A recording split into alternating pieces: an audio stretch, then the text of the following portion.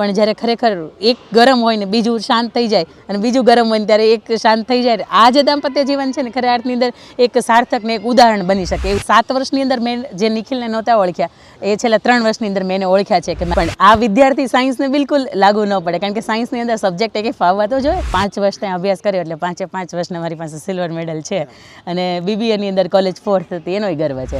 જેને સુધરવું છે, જેને બદલવું છે, જેના જીવનની અંદર અમુક અણીએ આવીને ઊભું રહી ગયું છે ને એ ટોટલી બદલી શકે છે. 100% એક વેગ મળે, વાણી રૂપે વેગ મળી જાય છે.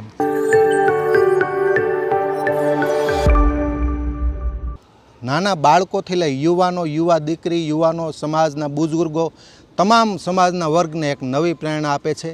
અને મહત્ત્વની ખાસ બાબત કે તમામ લોકોને સ્પર્શે તેવા દ્રષ્ટાંતો અનેક દીકરીઓ 21મી સદીમાં, મેં કીધું ને, વેદવ્યાસને કદાચ ખ્યાલ નહીં હોય કે 21મી સદીમાં દહેજમાં એપલ ફોન આવશે, તેમાં કેવી રીતે ટકી રહેવું. કાર્યક્રમની શરૂઆત એ જે તમે સહજ ભાવે સમજાવો છો એ વાતનો આનંદ છે. ડૉક્ટર અંકિતાબેન મુલાણી મોટિવેશનલ સ્પીચ આપે છે જેઓ, અને આજના સુરીલા સંવાદ કાર્યક્રમની અંદર ગોલ્ડી સોલાર ગ્રુપ એટલે કે ઈશ્વરભાઈ ધોળકિયા પ્રસ્તુત આ સુરીલા સંવાદ કાર્યક્રમમાં આપણી સાથે જોડાયેલા છે.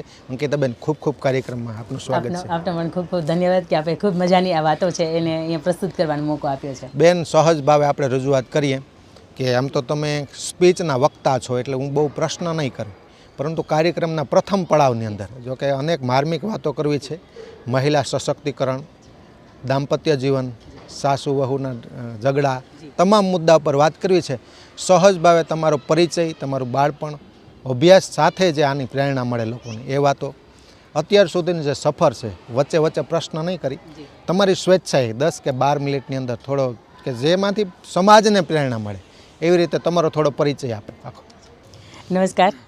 સૌથી પહેલાં તો ધન્યવાદ કે વિજયભાઈનો કે આપ અહીંયા આવીને આ પડદા પાછળનું જીવન જે ખરા અર્થની અંદર લોકોને આપવાની જરૂર છે. કારણ કે ઓન મંચ જ્યારે જોતા હોય ને ત્યારે એ માત્ર 2 કે 3 કલાક પૂરતા જ જોતા હોય, પરંતુ જ્યારે 3 કલાકથી વિશેષ જે બાકીની 21 કલાકની અંદર જે જીવન છે ને એ જ ખરું જીવન છે. અને હું એવું માનું છું કે 21 કલાકનું જે જીવનનું આચરણ છે ને એ જ 3 કલાકની અંદર આપી શકતા હોય 2 કલાકની અંદર.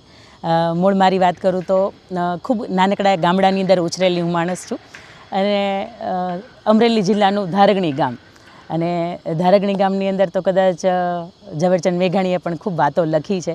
એટલે નાનપણથી એક સાહિત્યના જીવ તરીકે તે મારો ઉછેર થયો છે.